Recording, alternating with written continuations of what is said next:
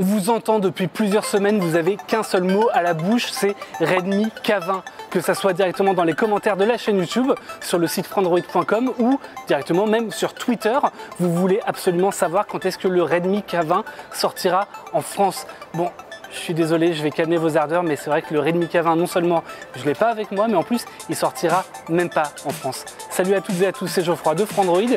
Aujourd'hui, je vais vous parler non pas du Redmi K20, mais du Xiaomi Mi 9T. Et en fait, c'est la même chose. Vous êtes prêts? C'est parti.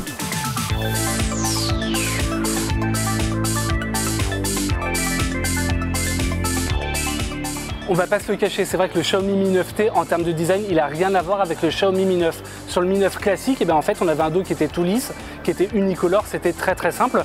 Et surtout, on avait les modules photo positionnés à la verticale, en haut à gauche, et toutes ces sobriétés, en fait, vous pouvez complètement l'oublier sur le Mi 9T. Rien à voir.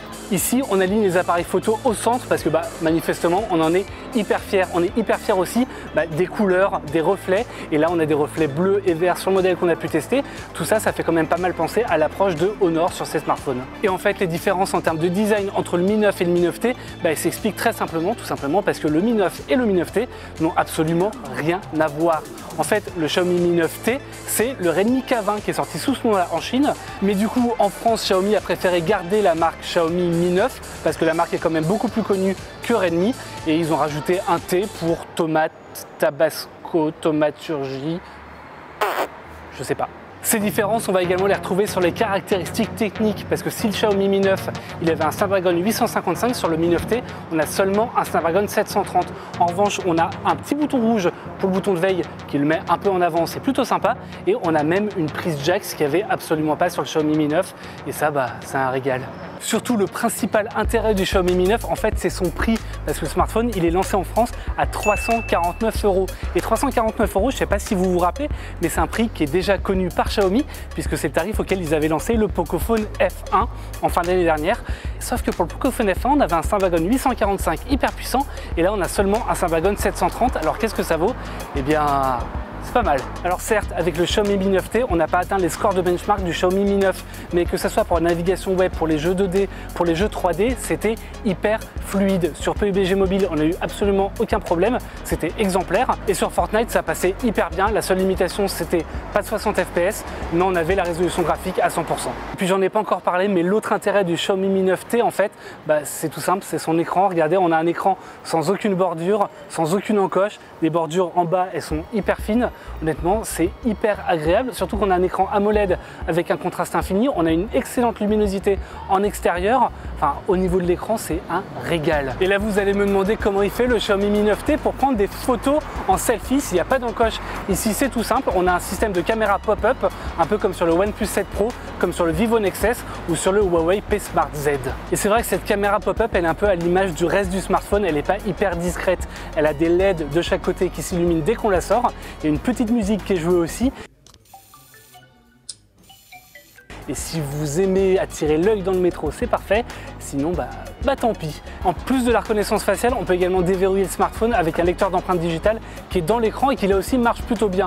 Ça déverrouille à peu près en une demi-seconde. C'est pas aussi rapide que sur le OnePlus 7 Pro, mais franchement, ça fait parfaitement l'affaire. Par contre, il y a un point sur lequel on va retrouver la même configuration sur le Mi 9T et sur le Mi 9. En fait, c'est sur l'appareil photo.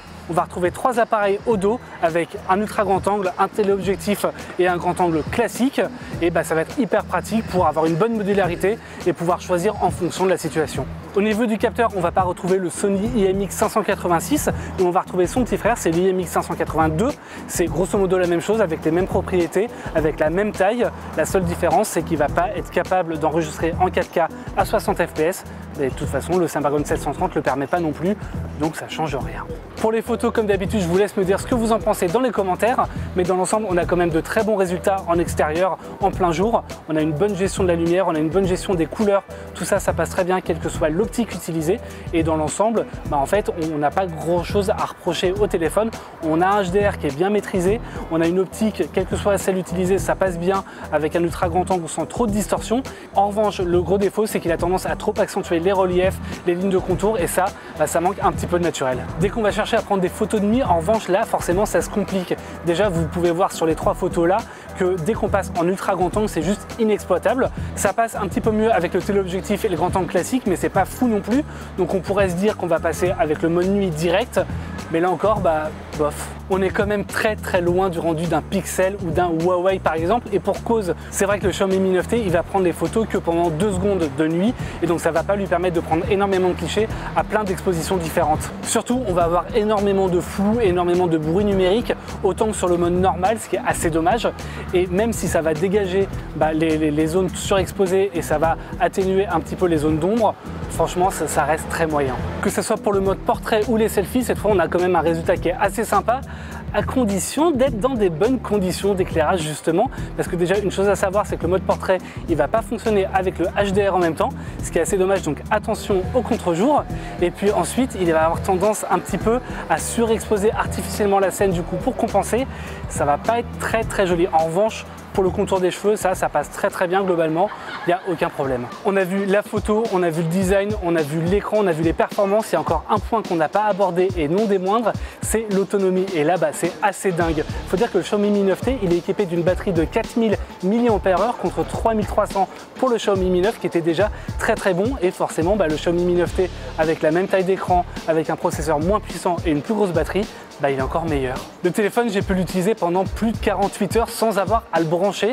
Il restait encore 10% d'autonomie derrière, ça passait très large. Sur ces 48 heures, j'avais l'écran allumé pendant 7 heures. Pareil, très large. 1 heure de Fortnite, 1 heure de PUBG mobile. Franchement, que demande le peuple? Bon, tout ça c'est très bien, mais qu'est-ce qu'on pense finalement de ce Xiaomi Mi 9T? On pourrait regretter qu'il ne soit pas équipé du Snapdragon 855, on pourrait regretter qu'il y a des pièces mécaniques pour l'appareil photo, on pourrait regretter qu'il soit moins discret que le haut de gamme, mais en fait non, le Mi 9T c'est juste l'un des meilleurs rapports qualité-prix du marché. Alors certes, on n'a qu'un Snapdragon 730, mais à l'usage vraiment on ne voit pas la différence. On a une des meilleures autonomies du marché, on a un design qui attire vraiment l'œil, qui est hyper original, et surtout on a un prix très attractif à 349 €. Et si jamais vous n'avez pas envie forcément d'avoir les meilleures photos du marché ou d'avoir un design qui est un peu rebutant avec le Pixel 3a, honnêtement le Xiaomi Mi 9T c'est juste la référence à moins de 400 €. Merci à toutes et à tous d'avoir suivi cette vidéo. N'hésitez pas à vous abonner à la chaîne YouTube de Frandroid, vous pourrez trouver d'autres tests en vidéo. N'hésitez pas non plus à aller voir le test écrit du Xiaomi Mi 9T, il est disponible en haut à droite ou dans la description. Et puis dans la description vous verrez également un lien pour l'acheter au meilleur tarif. Quant à moi, je vous remercie d'avoir suivi cette vidéo et je vous dis à très bientôt sur Frandroid. Alors que sur le Xiaomi Mi 9T, on peut complètement oublier tout ça. Et j'ai oublié plein de points. Et unicolore, et surtout on avait le capteur photo en haut à gauche. Simple, vertical, c'était pratique.